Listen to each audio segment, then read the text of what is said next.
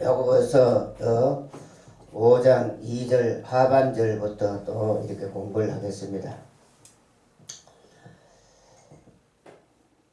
약속하신 나라를 유업으로 받게 아니하셨느냐 이렇게 말했습니다. 이러한 가난한 사람들을 믿음에 보유하기 위해서 약속하신 나라를 유업으로 받게 해 주겠다고 이렇게 말씀했습니다. 그래서 우리에게 이 세상에 돈, 물질, 명예 여러 가지 가지고 이러한 것이 없는 자에게 약속하신 나라를 유업으로 주겠다고 했습니다. 천연한식, 무궁한식 이러한 하나님의 우리 열조들에게 약속을 했습니다. 우리에게 주시려고 했습니다. 이것을 이제 우리에게 주겠다고 했는 것입니다. 약속 창세기 28장 10절에 보면은 야곱아 이 동서남북 사방 땅을 보라. 이것을 너와 네 자손에게 주리라고 했습니다. 그러니 야곱의 자손들은 다 이 세상에서 가난하게 되어 있습니다. 모두 가난하게 되고 가난하게 살 수밖에 없습니다. 이 가난한 야곱이 하나님의 백성 자식들에게 하나님께서 이 세상을 심판하고 불태워 없애버리고 이 땅 위에 다시 천연한식 새시대를 이 땅에 이루어질 때 우리에게 이 기업을 주겠다고 약속을 해놓은 것입니다. 새시대의 이 땅을 기업으로 주겠다고 했습니다. 그래서 이스라엘 민족들이 애굽 땅에서 살 때에 가난했고 종노릇을 했습니다. 인간 관시를 멸시 차별을 받고 애굽 땅 고센 땅에서 살았습니다. 애굽 땅에서 출애굽해서 40년 광야 생활하는 동안에도 가난하게 생활을 하며 살아가는 것입니다. 그러나 그들은 왜 그렇게 가난한 그러한 노예 생활을 하고 가난한 광야 생활을 했느냐? 바로 적각골이 흐르는 가난한 안식을 약속의 유업을 이들은 받아 놓았기 때문에 이것을 참고 가야만이 그 약속의 나라에 들어갈 수가 있기 때문에 그런 것입니다. 그래서 우리가 오늘날 이 애굽 세상에 살 동안 잘 먹고 부유하게 산다면 그것은 하나님의 약속의 나라에 못 들어가고 끝나는 것입니다. 못 들어갑니다. 실패하고 안 되지요. 못 들어가고 만다 이 말씀.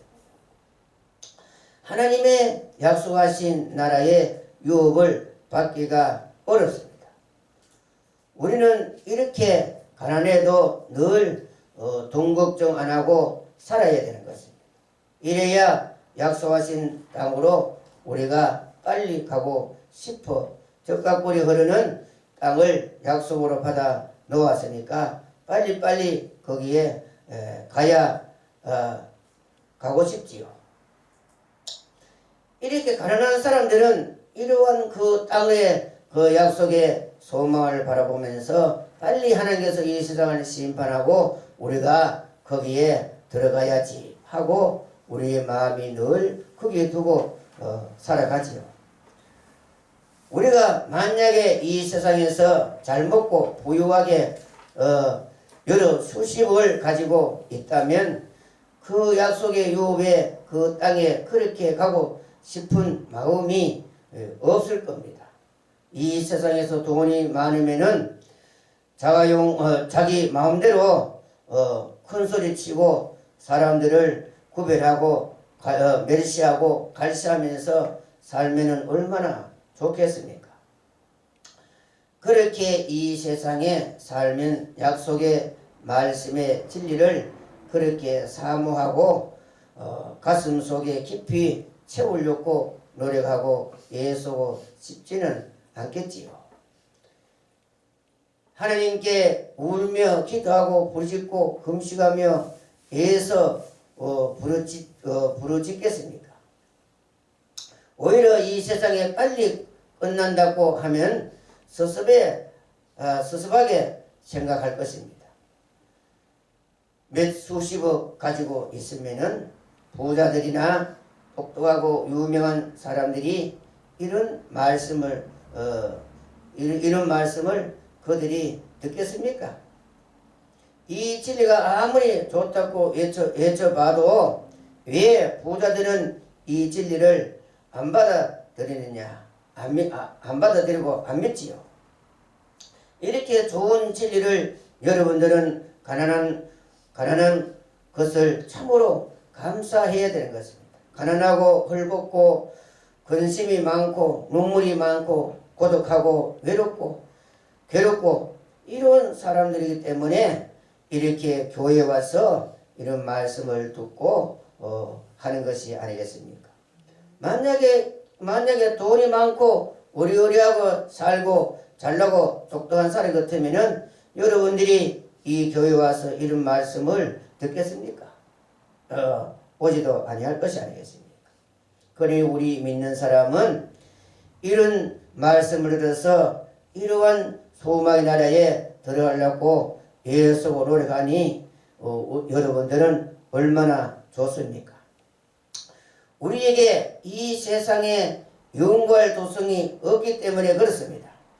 장차 하나님께서 약속하신 영원한 도성의 유업을 땅을 바라보면서 소망 속에 이 험난한 세상 길을 나그네 길을 걸어가야 되지 않겠습니까?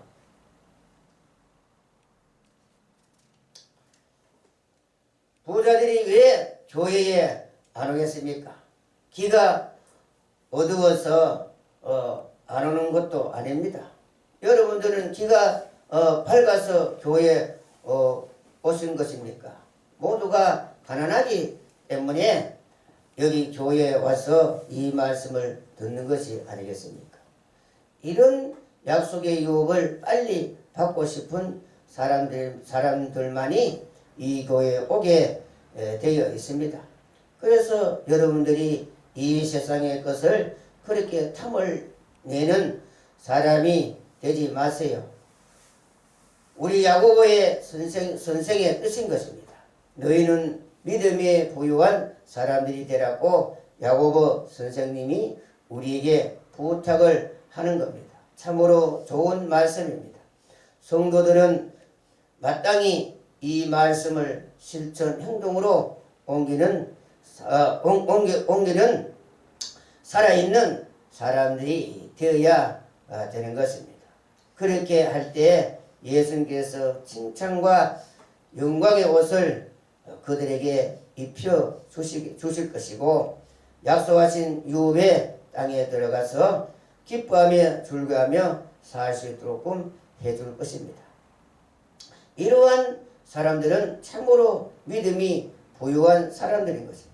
그래서 우리는 믿음이 부유하고 하나님의 비밀을 가진 사람을 늘 가까이 하고 그 사람을 높이고 존경하게 보고 이렇게 바로 볼 줄 아는 성도들이 돼야 안 되겠습니까? 말세가 될수록 거짓 선지자들이 이 믿음의 부유함을 빼앗으려고 온갖 이적 기사와 허무맹랑한 말에 많은 사람들이 유혹되어 간다고 했습니다. 여러분들은 이런 쓸데없는 말에 유혹되지 마시기를 바랍니다. 말세가 되면은 많은 이런 이단들이 나와서 이런 놀라운 이적 기사로 여러 가지로 인해서 수많은 사람들을 멸망으로 빠뜨리게 되고 우리 믿음이 이 불구한 것을 빼앗아서 사망으로 가도록 이런 거짓 것들이 많이 나온다고 했사오니 여러분들은 그런데 유혹되어 가면은 안 되는 것입니다. 그래서 디모데후서 4장 1절에 보면은 하나님 앞과 산자와 죽은 자를 심판하실 그리스도 예수 앞에서 그의 나타나실 것과 그의 나라를 두고 엄히 명하노니 2절에 보면은 너는 말씀을 전파라. 때를 얻든지 못 얻든지 항상 힘쓰라. 범사에 오래 참음과 가르침으로 경책하며 경계하며 고라라. 3절에 보면은 때가 이르려니 사람이 바른 교훈을 받지 아니하며 귀가 가리워 자기의 사욕을 쫓는 스승을 많이 두고 4절에 보면은 또 그 귀는 진리에서 돌이켜 허탄한 이야기를 쫓으며 5절에 보면은 그러나 너는 모든 일에 권신하여 고난을 받으며 전도인의 일을 하며 내 직무를 다하라. 이렇게 말했습니다. 우리는 말세가 되면은 이런 이단들에게 이런 잘못된 이런 이적 기사 이런데 귀를 기울이고 이런데 따라가면 안 되는 것입니다. 우리는 때를 얻든지 못 얻든지 하나님의 이 진리의 말씀에 주신 이 사명을 가지고 우리는 최선을 다해서 하나님의 주신 이 사명을 감당해야 되는 것입니다. 이렇게 사도 바울이가 디모데에게 말을 했습니다. 우리 말세에 사는 우리는 참으로 스승을 잘 만나야 되는 것입니다. 그것이 얼마나 중요하다는 것을 여러분들은 알아야 되는 것입니다. 베드로후서 2장 13절에 보면은 불의의 값으로 불의를 당하며 낮에 연락을 기쁘게 여기는 자들이니 정과 흠이라 너희와 함께 연애할 때에 저희 간산 가운데 연락하며 음심이 가득한 눈을 가지고 범죄하기를 쉬지 아니하고 굳세지 못한 영혼들을 유혹하며 탐욕에 연단된 마음을 가진 자들이니 저주의 자식이라. 저희가 바른 길을 떠나 미혹하여 부올의 아들 발람의 길을 쫓는도다. 그는 불의의 삭을 사랑하며 자기의 불법을 인하여 책망을 받되 말 못하는 나귀가 사람의 소리로 말하여 이 선지자의 미친 것을 금하지 못하였느니라. 이 사람들은 물 없는 셈이요 강풍에 밀려가는 안개니 저희를 위하여 캄캄한 어둠이 예비되어 있나니. 그렇게 이런 자들은 따라가면은 멸망으로 가게 된다는 것을 아주 이 말세 되면은 이런 이단들이 많이 나오게 된다. 이런 사람들이 말세가 되면은 많이 나와서 우리를 유혹하게 되고 우리를 넘어뜨리게 하는 거짓 신자들 종들이 많이 나온다는 것을 여러분들은 알아야 되는 것입니다. 참지를 가르쳐주고 참으로 장례사와 호례사를 바로 가르쳐주는 종을 만난 사람은 틀림없이 그 사람은 약속의 나라의 유업으로 받을 수 있는 그 길로 바로 인도해 주실 것입니다. 여러분들은 믿음이 부유한 사람들이 되어서 이러한 소망을 바라보며 살아가는 여러분들이 되시기를 바랍니다. 그래서 에레미야 23장 18절에 보면은 누가 여호와의 회의에 참여하여 그 말을 알아들었으며 누가 귀를 기울여 그 말을 들었느냐. 그래서 에레미야 선지자가 40년 6개월 동안 그렇게 외쳤지만은 이스라엘 백성들이 그 말에 귀를 기울이지 않고 그 말을 듣지 아니하므로 결국은 바벨론 대군이 넘어와서 예루살렘을 불살라 버리고 말았지요. 그래서 시디아 왕이 두 눈을 빼이고 개처럼 끌려가 죽고 그렇게 처참하게 되고 말하는 것입니다. 에레미야가 그렇게 외쳤지만은 그 말을 아무도 듣지 아니했다 이 말입니다. 그와 마찬가지로 이사야 42장 23절에 보면은 너희 중에 누가 이 일에 귀를 기울이겠느냐? 누가 장례사를 삼가 듣겠느냐? 옛날이나 지금이나 똑같는 것입니다. 오늘날도 아무리 이런 진리를 외쳐봐도 사람들은 안 듣습니다.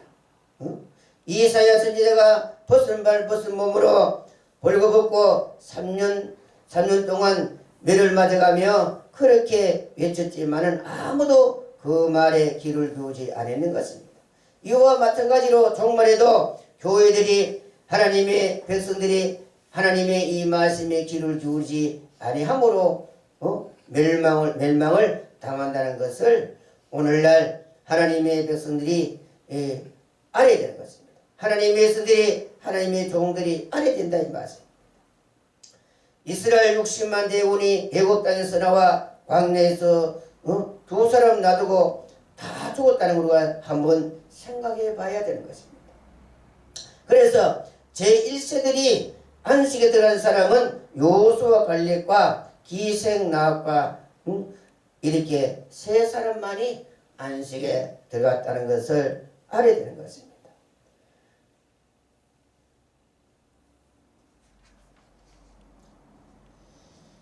그 다음에 이제 야고보서 6절에 보면은 너희는 도리어 가난한 자를 갈시하였도다. 부자는 너희를 압제하며 법정으로 끌고 가지 아니하느냐.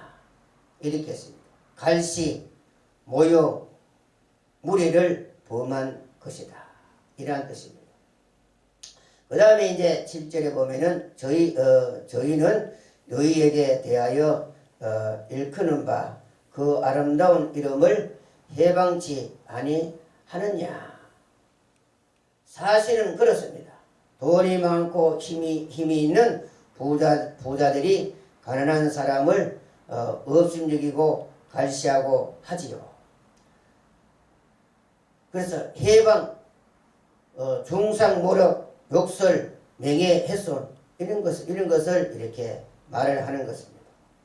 우리가 이 세상에서 부자들과 시비가 붙어가지고는 이길 수는 없습니다. 부자들은 금력과 권력과 힘을 동시에 이들이 소유하고 있기 때문에 가난한 사람과 부자와 싸움이 붙으면 항상 가난한 우리가 지게 되어 있는 것입니다. 그러나 가난한 사람들은 우리는 어떻게 그들을 해볼 힘이 없습니다. 그렇다고 그 사람들을 갈시하고 업신여기지 말라. 부자는 존경하고 좋은 자리에 앉으라고 하지만 사실은 그들이 우리를 잡아먹는 자들인 것입니다. 참으로 우리와 협력이 될 수 있는 사람은 가난한 사람들인 것입니다. 그러나 이 가난한 사람들을 부자들이 갈시를 했다.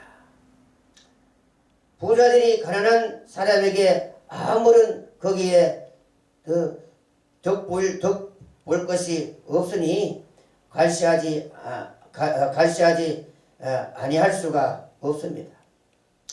부자에게 내가 어쩌면 덕을 볼 수도 있으니까 그들에게 우리는 공손을 다 해야 됩니다. 이것은 대단히 잘못된 일이라고 생각하고 부자와 가난한 우리와 만약에 어떤 시비가 붙었을 때에 그들은 반드시 가난한 우리를 법정으로 끌고 갈 것이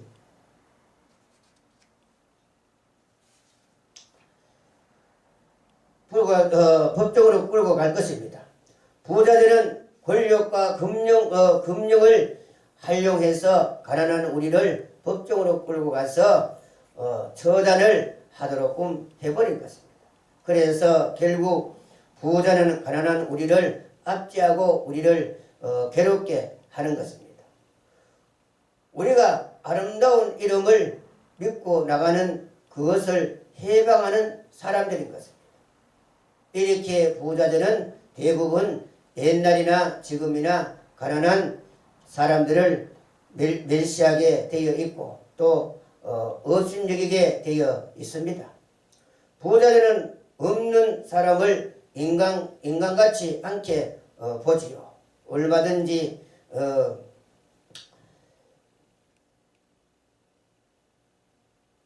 애기 있고 힘이 있고 권력이 있고 이런 부자들은 가난한 사람을 어디에 사람같이 상대하겠습니까?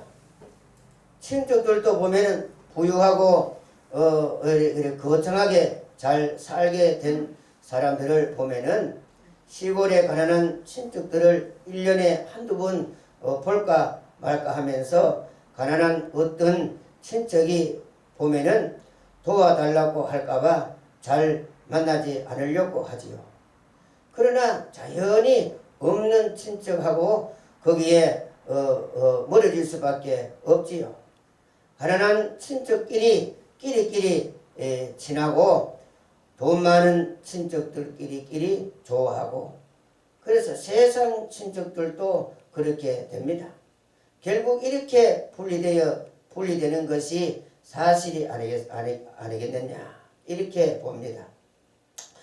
교회는 우리 예수 그리스도를 믿는 성도들은 이렇게 하면 안 되는 것입니다. 예수를 믿는 성도들은 성도들끼리 믿음으로 경쟁을 해야 되지 돈이 있다고 재산이 많다고 힘이 있다고 많이 배웠다고 해서 성도들끼리 차별을 하고 갈시를 하고 업신여기고 하면은 절대 안 되는 것입니다.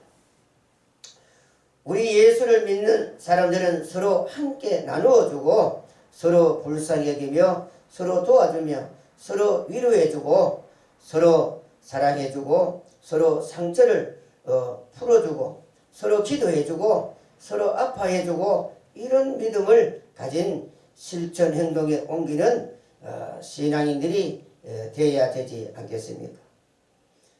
사무엘상 2장 6절 보면은 여호와는 죽이기도 하시고 살리기도 하시며 음부에 내리기도 하시며 올리기도 하시는도다. 여호와는 가난하게도 하시며 부유하게도 하시며 낮추기도 하시며 높이기도 하시는도다.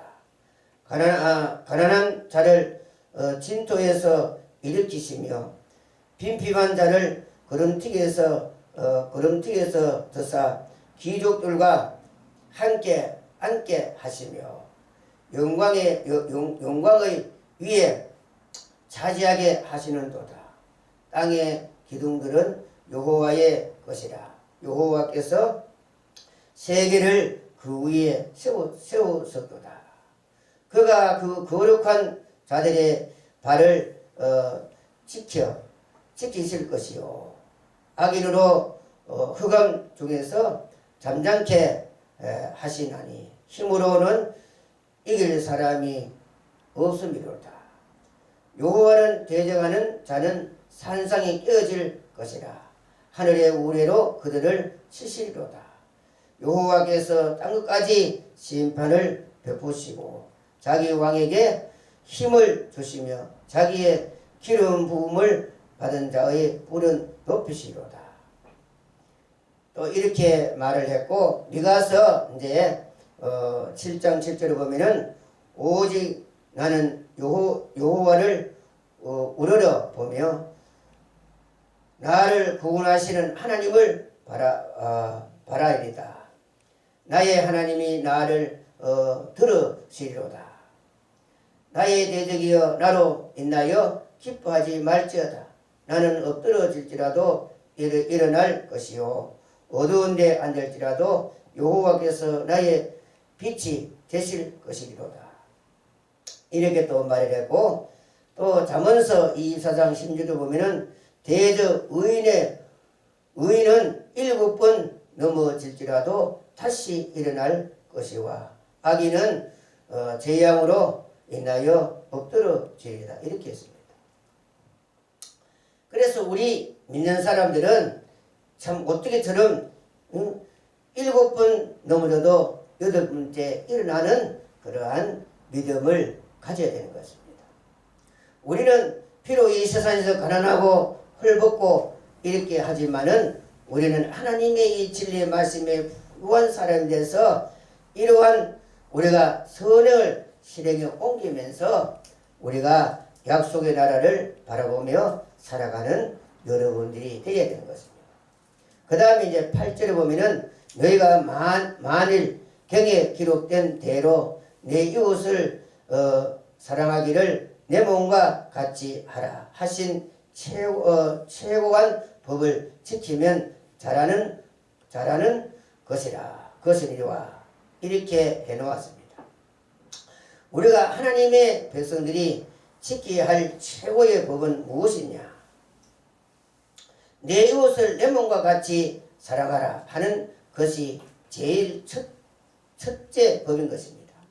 제일 높은 법이라고 했습니다. 최고의 법이라. 이것이 모든 율법의 대강령이고 주제가 되는 것입니다. 우리 예수를 믿는 사람이 이것만 지키면 모든 율법이 다 통과했는 것입니다. 모든 범죄를 내 이웃 사람을 내 몸과 같이 사랑하지 않기 때문에 결국 이 법을 지키지 않기 때문에 발생하는 것이지요. 내 이웃을 사랑하기를 내 몸처럼만 사랑하면 됩니다. 내 이웃을 내 몸처럼 사랑하면은 모든 범죄가 발생할 수가 없는 것입니다. 도둑질을 할 수가 없을 것이고 자기 것처럼 사랑하라고 하는데 어떻게 그것을 훔쳐갈 수가 있겠습니까? 남을 때릴 수도 없고 남을 죽일 수도 없고 서로 싸울 수도 없고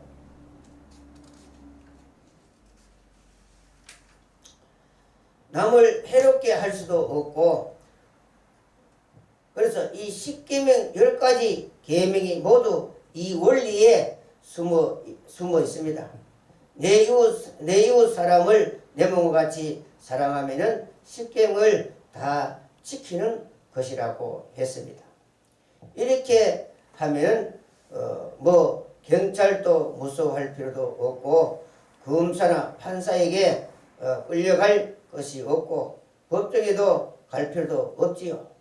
내 이웃을 자기 몸처럼 사랑하면은 이 세상에 범죄가 생길 수가 없는 것입니다.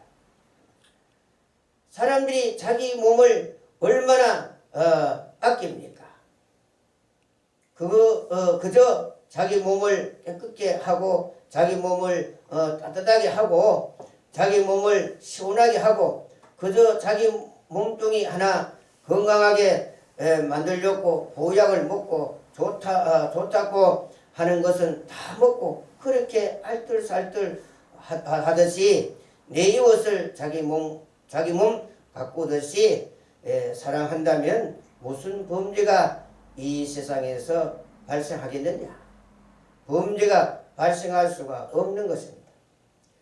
범죄가 발생한다는 것은 전부 다 타인을 내 몸처럼 사랑하지 않기 때문에 범죄가 발생하는 것이지요. 행죄를 미워하고 시기하고 투기하고 갈실하고 멸시하고 이렇게 하기 때문에 거기에서 싸움이 생기고 악이 생기게 마련이죠. 서로 싸우고 서로 죽이고 하지요. 그래서 내 이웃을 내 몸과 같이 사랑하는 것은 최고의 법이라고 이렇게 말씀을 했습니다. 이렇게 하며 아마 잘하는 것이다 이렇게 했습니다. 그 다음에 이제 본문의 9절에 보면은 만일 너희가 외모로 사람을 취하면 죄를 짓는 것이니 율법이 너희를 범죄자로 정하니라. 이 참 무서운 말이지요. 사람을 외모로 보고 판단하고 취급하면 죄를 짓는다고 이렇게 말을 해놓았습니다. 참 내 이웃을 내 몸과 같이 사랑하지 아니했다는 증거가 되겠지요. 우리는 사람을 외모로 취하지 말고 반드시 신앙으로 그들에게 그들의 내적인 인격을 볼 줄 아는 사람들이 되어야 하겠습니다. 아무리 외모가 초라해 보여도 보잘것없는 것 같이 보이지만 그가 하나님의 비밀을 얼마만큼 깊이 많이 알고 있느냐, 하나님과 얼마만큼 가까웠냐, 그 높이에 그 연계가 얼마나 깊었냐 따라서 우리는 그 사람을 존경하고 존귀하게 여기고 그 사람을 높이고 그 사람에게 고개를 숙일 줄 아는 사람이 되어야 되는 것입니다. 아무리 금가락지를 끼고 좋은 옷을 입고 좋은 차를 타고 의리의리한 집에 살고 재물이 많고 부자라 할지라도 하나님과 어떤 관계를 맺고 있느냐에 따라서 우리는 그 사람을 봐야 되겠지요. 이렇게 보면은 더욱 이제 잘하는 것이라고 야고보서에서 말하고 있습니다. 그러면 이 모든 율법의 대강령이 내 이웃을 내 몸같이 사랑하라 하는 것이라면 내 이웃을 내 몸같이 사랑하는 것을 지키면 율법을 다 통과되는 것입니다. 그것이 이루어지지 아니할 때 이제 번번이 법적으로 이렇게 되지요. 범법을 생기고 이렇게 하는 것입니다. 그 다음에 이제 이 본문의 10절에 보면은 누구든지 온 율법을 지키다가 그 하나에 그치면 모든 범한 자가 되느니라 이렇게 했습니다. 율법을 하나만 범하면 모두 범한다고 이렇게 말을 했습니다. 율법을 다 지키다가 하나를 어기면은 10가지 다 범한 것과 똑같다고 이렇게 말을 해 놓았습니다. 예를 들어 그 다음에 11절에 보면은 그 본문 11절에 보면은 간음하지 말라 하시니가 또 살인하지 말라 하였은즉 내가 비록 간음하지 아니하여도 살인하면 율법을 범한 자가 되느니라. 간음한 것과 살인한 것이나 똑같이 율법을 범한 것이라고 했습니다.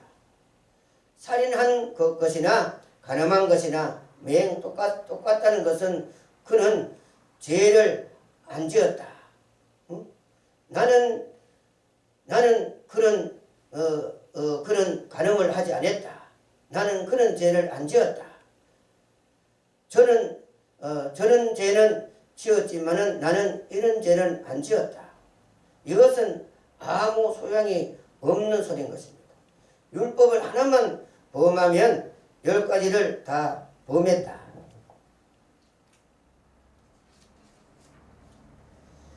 왜 그러냐 하면 10가지를 말씀하신 하나님의 이 법을 범했으니까 어떤 범죄를 가지고 죄를 지어도 똑같은 죄를 지었다고 하나님은 인정을 해버립니다. 간음을 하지 아니해도 사람을 미워했다. 살인을 했다. 이러면 간음한 것과 똑같은 취급을 받습니다. 살인을 아니해도 미워하지 아니해도 간음을 했다면 그와 똑같이 취급을 합니다. 도둑질을 했다 하면 간음했는 것이나 살인했는 것이나 똑같이 취급을 하는 것입니다. 그러면 쉽게 해석한다면 범죄를 하면 지옥으로 간다고 이렇게 가정을 할 때에 지옥에 간음을 했는 사람이 가는 지옥이 따로 있고 도둑질을 했는 사람이 가는 지옥이 따로 있고 살인을 했는 사람이 가는 지옥이 따로 있는 것이 아닙니다. 지옥은 한 구덩이에 있습니다. 지옥이 여러 개가 있는 것이 아닙니다. 지옥은 하나밖에 없는 것입니다.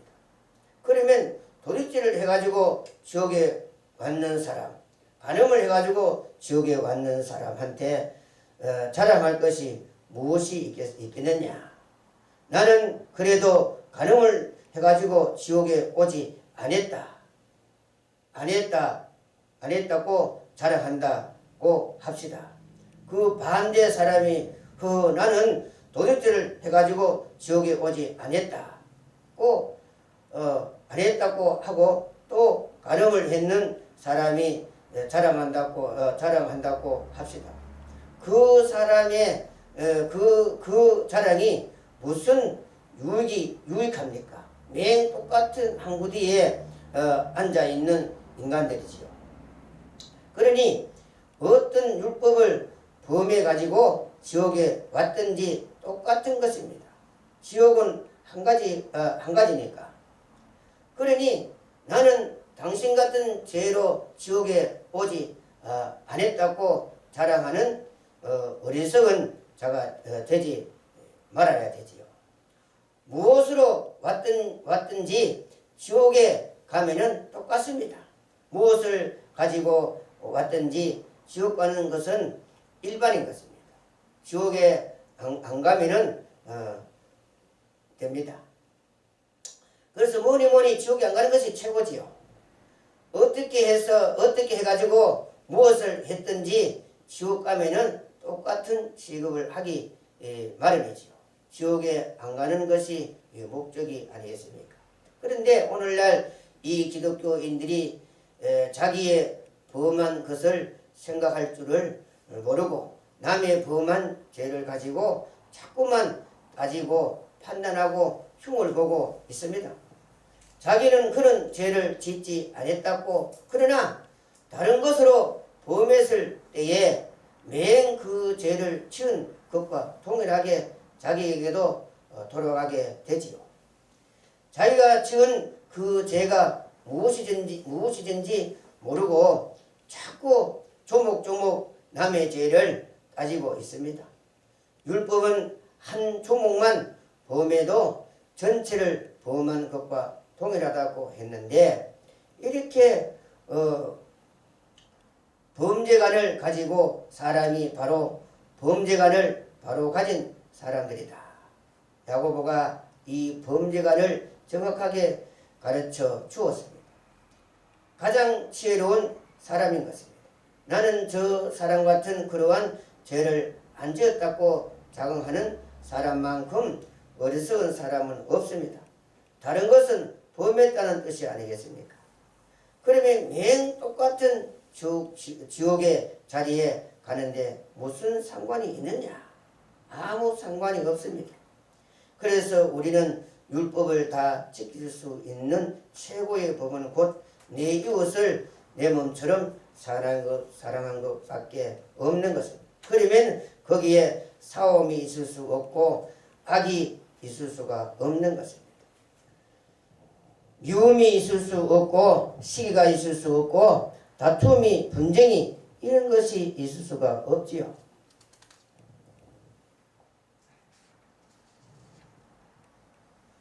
그것이 시행되지 아니하기 때문에 각각 모두가 각각 자기의 제목을 범하게 되지요. 그래서 12절에 보면은, 그 다음에 야고보서 이 본문 12절에 보면은 너희는 자유의 법대로 심판을 자처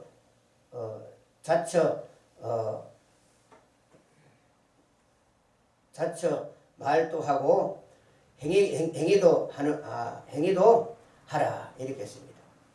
우리는 그래서 자유로운 법으로 돌아가라. 자유로운 율법, 완전히 이 모든 것에서 벗어날 수 있고 자유할 수 있는 그러한 태도로 돌아가라. 아무리 그 조목도 우리에게 해당되지 아니하는 그러한 법으로 돌아가라 이렇게 말을 했습니다. 그래서 시편 109편 13절에 보면은 그 후서가 끊어지게 하시며 후대에 저희 이름이 도말되게 하옵소서. 그리고 또 누가복음 10장 2절 보면은 그러나 귀신들이 너희에게 항복하는 것으로 기뻐하지 말고 너희 이름이 하늘에 기록된 것으로 기뻐하라. 그리고 에스겔 13장 19절 보면은 이스라엘 족속의 호적에서 기록되지 못하게 하며 이스라엘 땅에 들어오지 못하게 하리이다. 야고보서 1장 25절 보면은 모세에게 준 율법을 불완전한 율법이요 주께서 준 말씀 율법은 온전한 법이니라. 온전한 법을 실천할 때 온전한 복을 받을 수가 있는 것입니다. 그래서 우리 이름이 생명책에 기록된 것으로 우리는 감사해야 되는 것입니다. 아무리 능력을 행하고 뭘 해도 우리 이름 석자가 생명책에 기록되지 않으면 멸망으로 가게 되는 것입니다. 문제는 우리 이름 석자가 생명책에 기록된 것이 가장 중요한 것이다. 그 다음에 본문의 13절에 보면은 국률을 행하지 아니하는 자에게는 국률이 없는 심판이 있으리라. 국률은 심판을 이기고 자랑하느니라. 국률을 행할 때 모든 행제의 허물을 덮어줄 수 있고 행제의 허물을 비방하고 덮어주지 아니할 때 국률이 없기 때문에 그렇습니다. 그러면 그 사람은 무슨 심판을 받느냐? 나중에 국률이 없는 심판을 받습니다. 국률이 없는 심판이라는 것은 어떤 것이냐 하면 냉정한 심판인 것입니다. 아주 냉정하고 차가운 심판을 내립니다.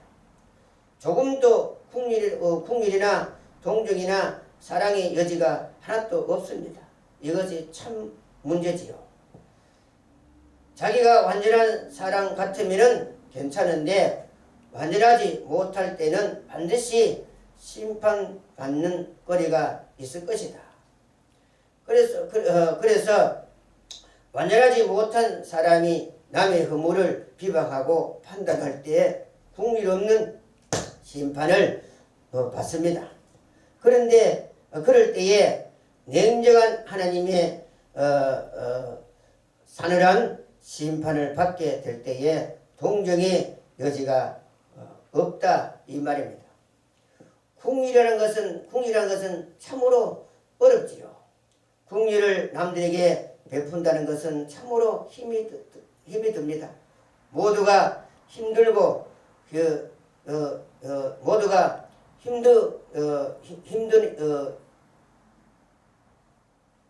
모두가 사람들이라는 것은 자기만 잘 먹고 잘 살고 자기만 거기에서 속 빠져버리면 다행인 줄 압니다. 어떤 형제가 어려운 역경에 공경에 빠졌을 때 거기에 공경에 처해 있을 때 사람을 자기가 공경에 처해 있는 것처럼 애가 타서 안타까워 하지 않습니다. 그러나 만약에 자기 아들이나 딸이나 자기 집안의 식구들이 거기에 공경에 처해 있다고 생각할 때 얼마나 애가 타는지 모르지요. 부모의 마음은 그저 남들이 자기 자식 흉을 보면 부모는 그것을 덮으려고 하고 그저 감싸주려고 하지요. 그와 같은 심정으로 우리 예수를 믿는 사람들은 다른 형제들에게 이웃들에게 그대로 사랑의 실천으로 행동으로 해야 되는 것입니다. 자기 자식이 어떤 거기에 위법에 걸려 공경에 빠졌을 때 어떻게든지 구출하려고 애를 쓰듯이 남들은 그것을 흉을 보고 하지만 그 부모는 어떻게 하든지 그것을 덮어주려고 애를 쓰지요. 그 부모의 심정으로 똑같은 다른 형제들에게도 그런 심정으로 하면 절대로 형제의 범죄에 대해 판단하고 비방이 나는 것은 있을 수가 없습니다. 자기 자식의 허물을 있는 자기 자식의 허물 있는 것을 보고 비방하고 다니는 부모는 부모를 없지요. 그러나 부모는 그런 부모는 없지요. 그저 남들이 말해도 덮어달라고 하고 이렇게 감싸주려고 하는 것이 이 부모의 이 심정이지요. 이와 마찬가지로 우리 예수 믿는 사람은 부모의 그 마음처럼 내 형제를 그렇게 잘못을 덮어주고 기도해주고 그렇게 감싸주는 그 부모의 마음처럼 우리 예수 믿는 사람은 그런 심령으로 형제들을 해야 되는 것입니다. 잠언서 21장 14절 보면은 길을 막아 가난한 자의 부르짖는 소리를 듣지 아니하면 자기의 부르짖을 때에도 들을 자가 없다고 했습니다. 그래서 가난한 사람이 있으면은 그때 우리가 최대한 도울 수 있으면은 도와주는 그런 이제 우리 예수 믿는 성도들이 되어야 되겠죠. 요한일서 3장 10절을 보면 누구든지 이 세상의 재물을 가지고 형제의 궁핍함을 보고도 도와줄 마음이 막으면 하나님의 사랑이 어찌 그 속에 거할까 보냐. 자녀들아 우리가 말과 회로만 사랑하자 말고 오직 행함과 진실함으로 하자. 그렇게 우리가 말했습니다. 우리 믿는 사람은 말로만 가지고 우리가 실천 행동으로 옮기는 살아있는 신앙이 되어야 되겠지. 그리고 잠언서 14장 30절 보면 가난한 사람을 학대하는 자는 그를 치우친 이를 멸시하는 자요 궁핍한 사람을 불쌍히 여기는 자는 주를 존경하는 자라고 했습니다.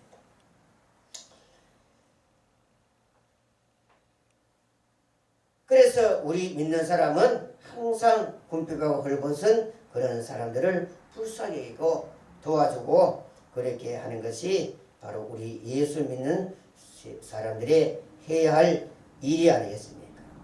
이러한 심령으로 모든 사람에게 한번 해보세요. 그러한 용기의 궁리를 여러분들이 형제들에게 한번 해보세요. 그러나 그렇게 궁리를 안타까워 심령으로 모든 형제들에게 베푸는 사람들은 나는 아직까지는 한 사람도 보지 못했습니다.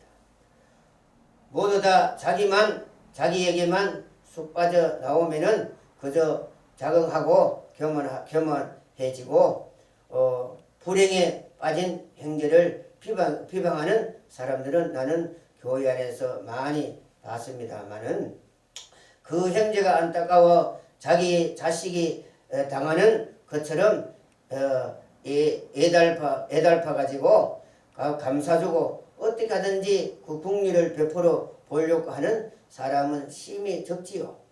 형제가 어려운 공경에 빠져 있는 것을 보고 그저 남의 말하듯이 수근수근하는 그러한 교인들은 그러한 사람들이 많지요. 이러니 오늘날 이 기독교인들의 양심이라는 것은 거기에서 찾아볼 수가 없습니다. 거의 찾아볼 수가 없습니다. 뭐 이방 사람이나 똑같지요. 다른 것이 없습니다. 보면 다른 것이 있다면은 주일날 가서 예배 드리는 거 하는 것밖에 없습니다. 전부 외고집 자기 주의로 그렇게 살아가는 것 같습니다. 참 다른 형제가 공경에 빠지고 괴로움에 빠지고 고통에 빠지는 것을 보고 국리를 베풀어 가지고 어떻게 정말 좋도록 해보려고 애가 타서 자기 자식처럼 그렇게 생각하는 사람들은 한 교회의 안에 한두 명 있을까 말까 하지요. 수백 명, 수천 명 수천 명이 모이는 곳에서도 한두 명이 있을까 말까 할 정도로 참으로 귀하지요. 자기가 거기서 모면돼 버리면 그저 감사하고 다행인 줄 알지 그렇게 애를 쓰지 않지요. 형제가 현재 고난을 해결해 보려고 연구하고 그것에 몰두하는 사람이 있겠습니까? 그렇게 하는 사람은 심히 드물지요. 목사님은 할 수가 있지만은 목사님은 자기 양이기 때문에 할 수가 있지요. 어떻게 하든지 자기 양떼들이 잘 되기를 원하는 심정으로 목회를 하기 때문에 그렇게 하겠지만은 일반 성도들끼리는 그 형제끼리는 보면은 모두 소문이 나면 수근수근 그리고 깔깔 웃고 하지만 참 마음으로 자기 자녀들처럼 생각해서 애 같아서 그것을 비방하는 것을 나무라고 그 국리를 베풀어 보려고 하는 사람은 참 적지요. 참 선한 양심을 가지고 그러한 국리를 베풀어 보려고 하는 사람은 매우 귀하지요. 드물지요.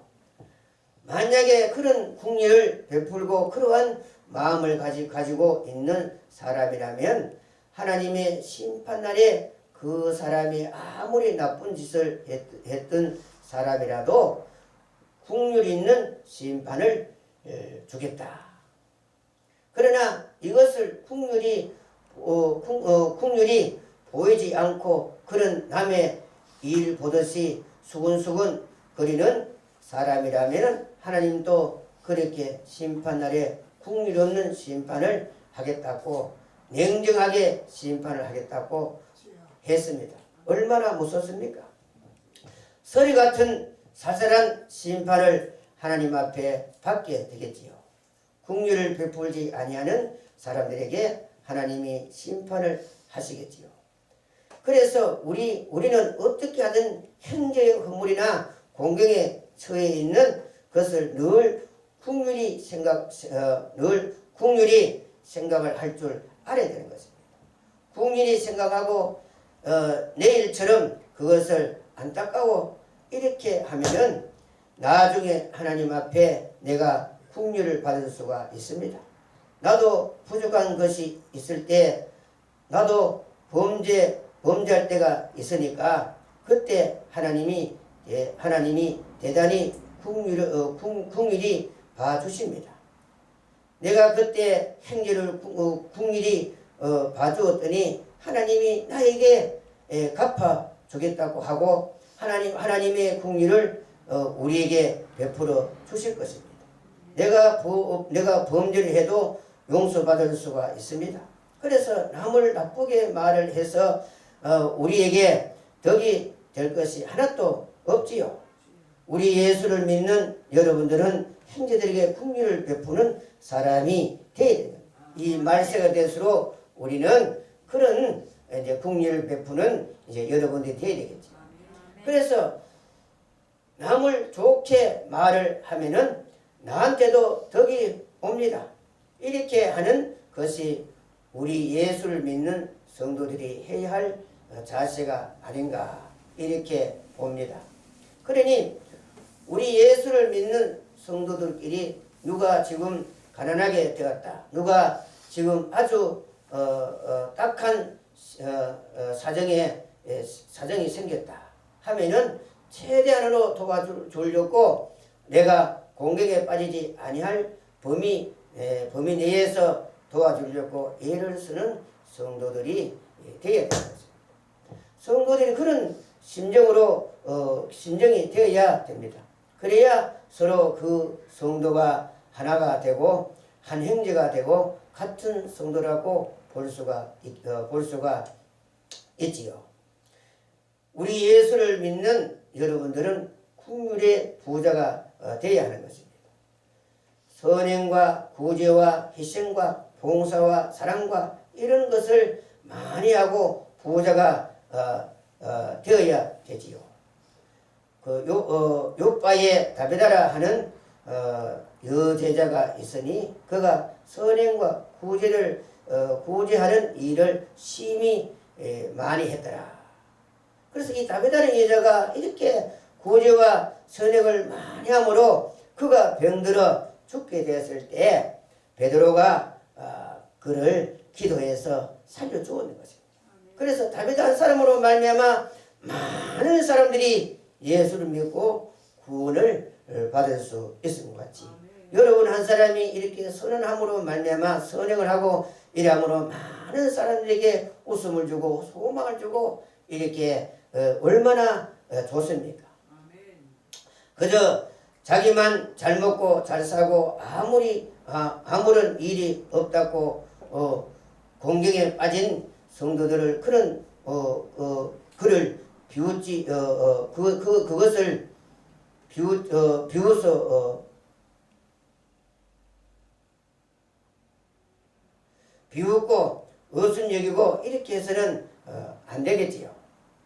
우리 믿는 사람들은 없는 행제를 절대로 비웃고 없다고 갈시하고 하면은 안 되는 것입니다. 이렇게 하든지 이렇게 하면은 그 성도의 현재 이 고통을 해소해 주시려고 예를서는 그 사람의 마음을 여러분들을 가져야 되는 것입니다.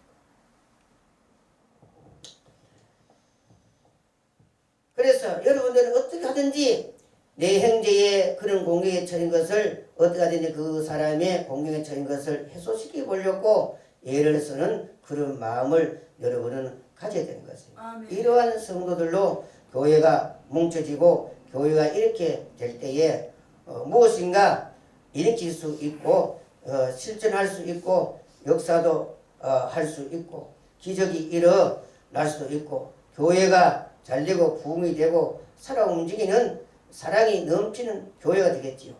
그 교회는 자동적으로 사랑이 충만하고 사람이 모이면 서로 기쁘고 자동적으로 그 교회가 부흥되고 하나님께 영광 돌릴 수밖에 없습니다. 아멘. 너는 너고 나는 나고 그저 자기만 축복을 받고 이렇게 하려고 해서는 안 됩니다. 오늘날 이러한 사람들이 많이 있지요.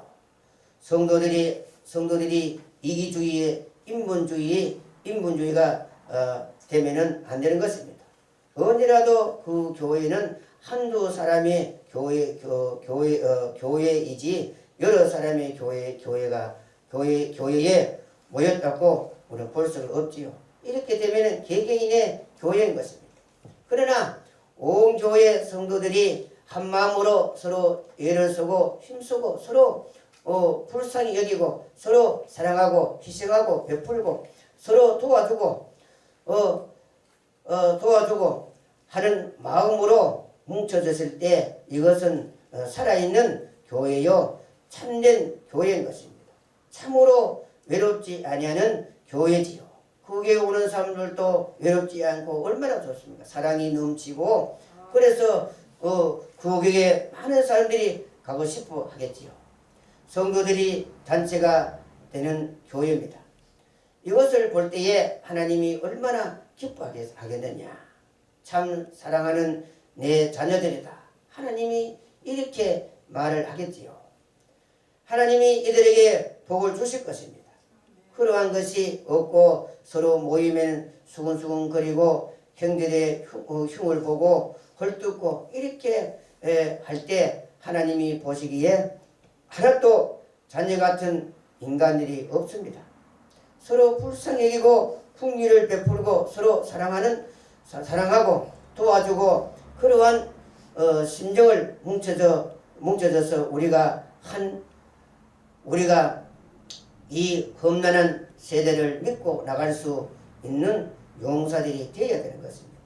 서로 용기를 북돋아주고 서로 용서해주고 사랑을 베풀고 이런 성도들이 되어야 되지 않겠습니까? 사회단체도 보면은 무슨 친목회 하고 조직을 합니다. 그래서 그 사람들끼리는 똘똘 뭉쳐가지고 서로 실수를 조금 해도 덮어주려고 하고, 그 회원 아닌 사람들은 그저 냉정하게 비판을 하고, 그 회원끼리는 서로 협조하고 도와주고 상부상조하고 이렇게 하지요. 우리 예수를 믿는 성도들은 서로서로 상부상조를 하고 그 고난에 처해 있는 사람을 도와주려고 그런 심령으로 뭉쳐진 단체가 되어야 마귀가 틈을 못하고 마귀가 두려워하고 틈을 타지 못합니다. 사랑이 넘치는 그러한 교회가 될 때 절대 마귀가 접근을 못합니다. 기독교인들이라면은 남을 풍인히 여길 줄 알고 불쌍한 성도에게 사랑을 베풀 줄 알아야 되는 것입니다.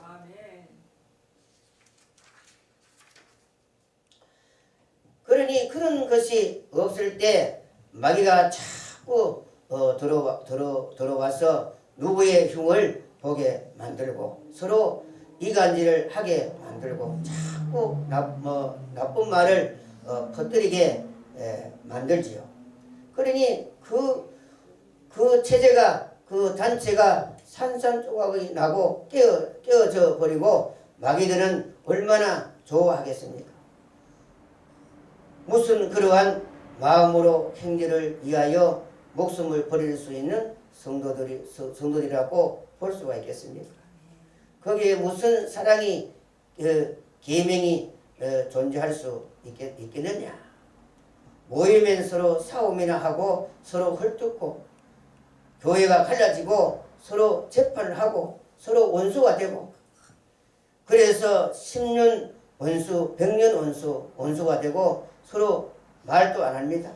목사하고 집사하고 원수가 되고 장로하고 목사가 원수가 되고 장로하고 집사가 원수가 되고 등등 서로 평생 말도 안 하고 원수가 되고 서로 인사도 안 합니다. 그래 놓고 어떻게 천당을 갑니까? 그 사람이 가는 천당이 따로 있고 이 사람이 가는 천당이 따로 있으면은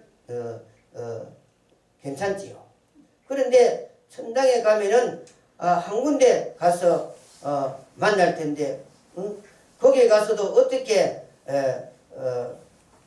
어떻게 만날 수가 있겠습니까?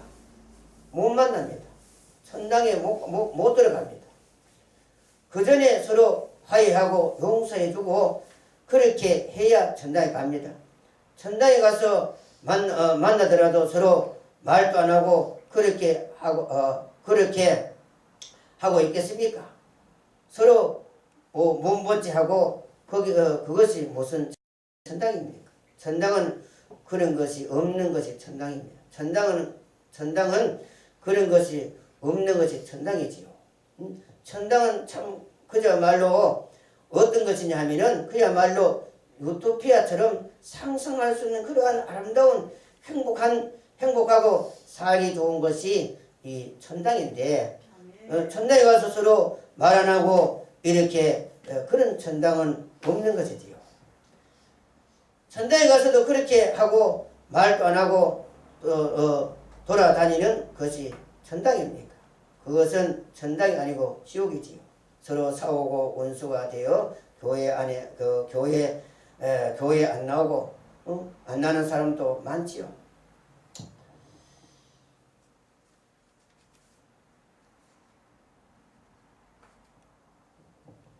한국 교회가 서로 싸우고 이방 재판은 간 데 가서 재판을 하고 교회가 갈라지고 싸우고 분쟁이 일어나고 이렇게 해서야 되겠습니까? 말로만 예수를 믿는다고 믿는 것이지 완전히 그것은 엉터리인 것입니다. 성경에 무한한 위법이 됩니다. 말도 안 되는 소리입니다. 하나님의 종들이 하나님의 백성들이 목사하고 장로하고 권사하고 집사하고 이렇게 싸워서야 되겠습니까? 안 되지요.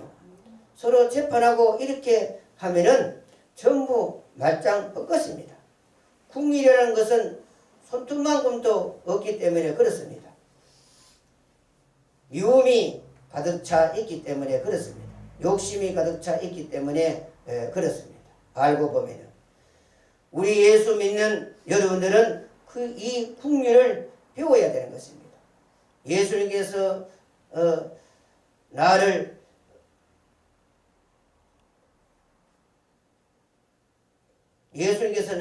살리기 위해서 나는 나를 구원하기 위해서 여러분들을 살리기 위해서 십자가에 못 박혀 목숨을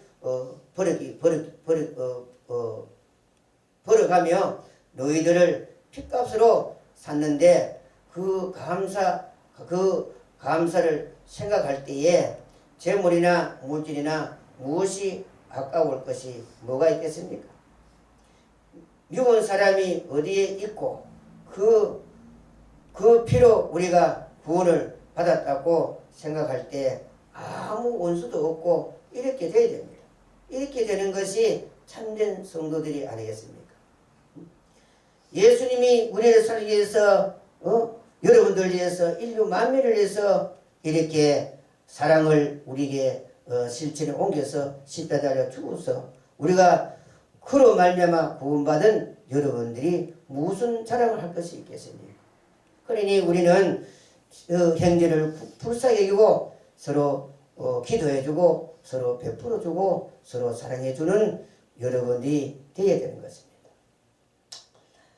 그래서 사도행전 9장 13절 6절 보면 욥바의 답에다라는 그 제자 아까 그 말씀처럼 그가 이렇게 구제와 선행을 많이 했을 때 베드로가 길에서 살려준 같이 여러분들도 이렇게 사랑과 이 헌신과 이렇게 실천하고 그래서 우리 앞서 가진 이는 사도 바울이나 베드로나 이는 모세나 이런 사람들은 그들은 매를 맞아가며 굶주려가며 헐벗어가며 이렇게 그 많은 우리를 구원하기 위해서 그들은 얼마나 국률을 베풀었습니까? 그로 인하여 이 세계 모든 사람들이 예수를 알게 되고 사도 바울이나 이는 제자들이 이렇게 희생함으로 여러분들이 예수를 믿게 된 것이 아니겠습니까?